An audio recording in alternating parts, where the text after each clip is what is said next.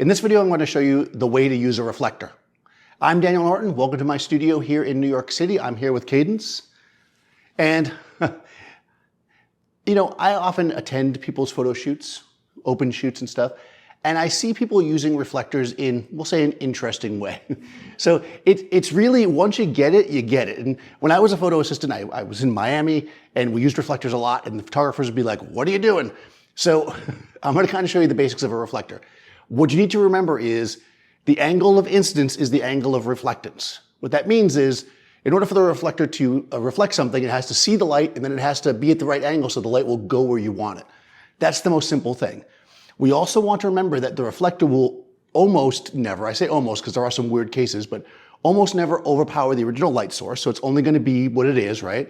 And the reflector can still create, even with that case, its own weird shadows. So we want to be careful about that. So I have a classic 45-degree light set up here. I'm just going to show you how to place the reflector, why we do it this way, and the difference it makes. So let's start off and shoot without the reflector. And in this case, I'm just going to use a simple piece of foam cord, so nothing super fancy. So again, this is a classic 45-degree setup.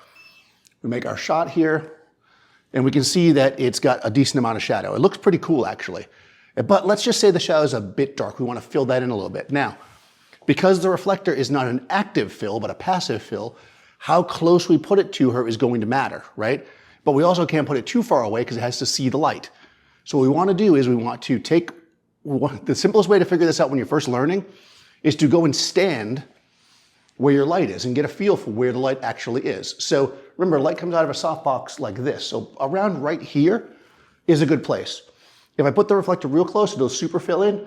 If I put it too far back though, it'll be out of the light, right? Because remember, it has to bounce back in. So we're going to put it, in this case, roughly the same distance as the softbox is from her. That's usually a good place to start. We're going to make sure the light's hitting it and that the light will bounce back onto her. So what I mean by that is if I put it back here, the light's hitting it, but that's not going to do anything, right? So I want to put it here. Now, of course, if you're using something like a grid or you're using a real tight reflector, you won't have as much room to move around. A softbox spreads the light out nicely. Okay, so let's see what this does for us. Okay, we can see that the reflector fills in nicely, and that looks pretty good because I like the drama, but I just wanted it filled in. If you wanted it even more, all you would need to do is move the reflector in closer, or if you wanted less, you could move it out a bit. At a certain point, you lose it though. So let's move it out a bit first. I'm going to add about 1 more foot distance.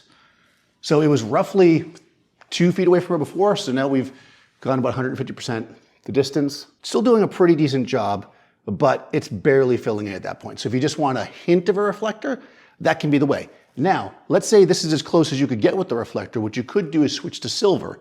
But a silver reflector, of course, is going to be a little punchier, so it's also going to change the vibe of it. So before we do that, let's move in closer. So again, you can go as close as you like. I feel like this is probably going to be too close, but for the example, I think that's probably good. So now I'm like half the distance that the light is from her. And we can see that now it's not too bad. That's a little cleaner, right? That might be good for kind of a classic portrait. But now let's put the light further back, the reflector rather further back, like I said, and let's switch to silver for one final example.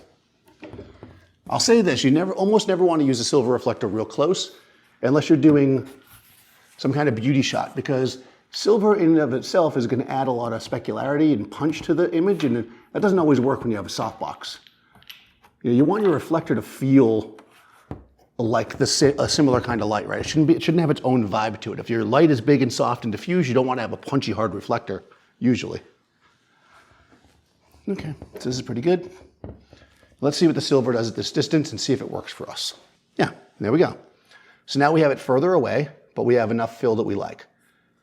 Perfect. So again, the reflector is there to reflect, right? So it needs to see the light and it needs to be at an angle that the light will come back in and also not create its own weird shadows. I mention that because in this case it's not going to matter, but a lot of times I'll see people outside with reflectors and they hold them right underneath somebody. If you're using the sun, right, which is what you're doing outside, that often can create really weird shadows coming up. It's generally a better idea to have your reflectors up high and bouncing down. It feels more natural. You might be saying, well, with the shadows underneath, okay, that's still fine, because if you move the reflector back, it'll still fill in. If you want to see a video of us shooting with the reflector outside, let me know in the comments below. It'll need to be a warm day for that though, but we can do that for sure.